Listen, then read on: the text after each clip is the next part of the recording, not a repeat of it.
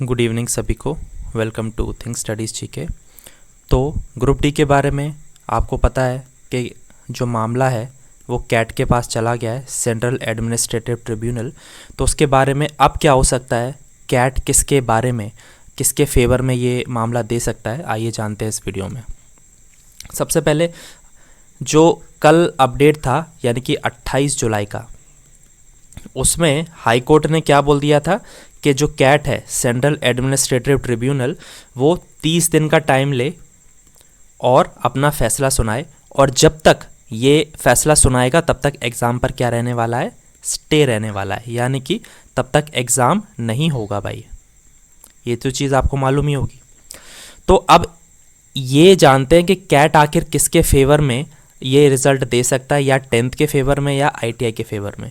तो देखो, जो स्टार्टिंग से ये पूरा केस रहा है उसमें जो कैट है उसने ये बोला था कि एक न्यूट्रल अप्रोच लेके चलेंगे हम, यानी कि जो 10th है भाई वो एलिजिबल तो है ना पेपर देने के लिए, एलिजिबल है पेपर देने के लिए, और ITI वाले वो तो हैं ही। तो कैट ने ये बोला था कि हम इनको नहीं हटा सकते एक तरीके से। तो आप देखिएगा ये जो रिजल्ट आएगा वो बोथ के फेवर में आएगा, यानी कि इन दी एंड वो ऐसा करने वाले हैं कि 10th वाले भी एग्ज़ाम देंगे और ITI वाले भी एग्ज़ाम देंगे। ठीक है, ये आप मान के चलिए यही होगा एग्ज़ाम में। तो कैट ये करने वाला है। तो अभी 30 दिन का टाइम है, यानी कि कब तक इसका रिजल्ट आ सकता है कैट का, सेंट्रल एडमिनिस्ट्रेटिव ट्रिब्यूनल का।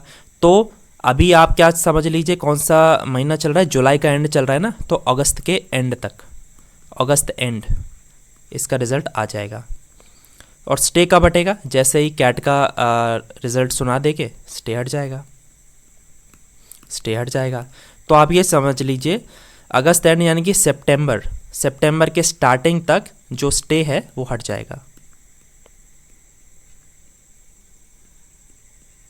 तो एग्ज़ाम कब हो सकता है जी? तो देखो, एग्ज़ाम ऐसा नहीं है कि जैसे स्टे हटा और तुरंत एग्ज़ाम हो जाएगा, नहीं। क्योंकि ये तो आपको पता ही होगा कि जो NTPC का है UG वाला एग्ज़ाम, अंडर ग्रेजुएट वाला, 7 अगस्त से लेकर 8 सितंबर तक चल रहा है। ठीक है, तो सितंबर का पूरा फर्स्ट वीक यानी कि 9 से लेकर 10 अगस्त तक भी कोई चांस नहीं है ग्रुप डी होने का।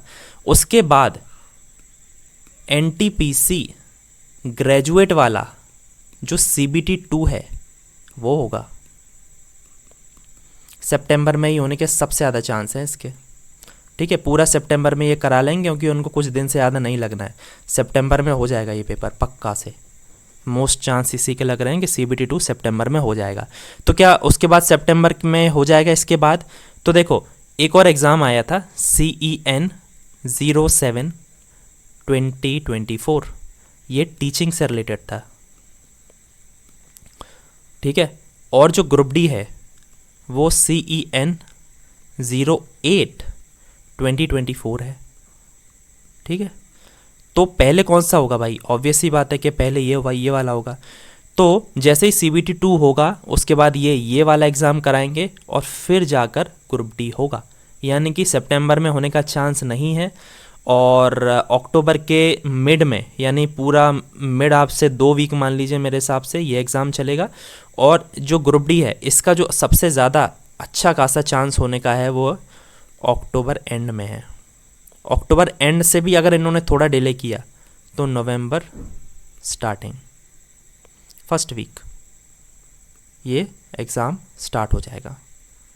ठीक है, तो ये था पूरा एनालिसिस आज के बारे में। आप समझ पाए होंगे कि एग्ज़ाम कब हो सकता है, तो आप लोग स्टडी कीजिए जिससे एग्ज़ाम पे कोई इफ़ेक्ट ना पड़े। एंड किसी भी तरह का आपको कोई डाउट हो, कोई ओपिनियन हो, कमेंट में ज़रूर शेयर कीजिए। प्लीज़ सब्सक्राइब द चैनल, जिससे इस तरीके के अपडेट्स मैं आपके लिए लेके आता रहूँ। Also like and share the video. Okay, thank you so much guys for watching the video. Have a great day.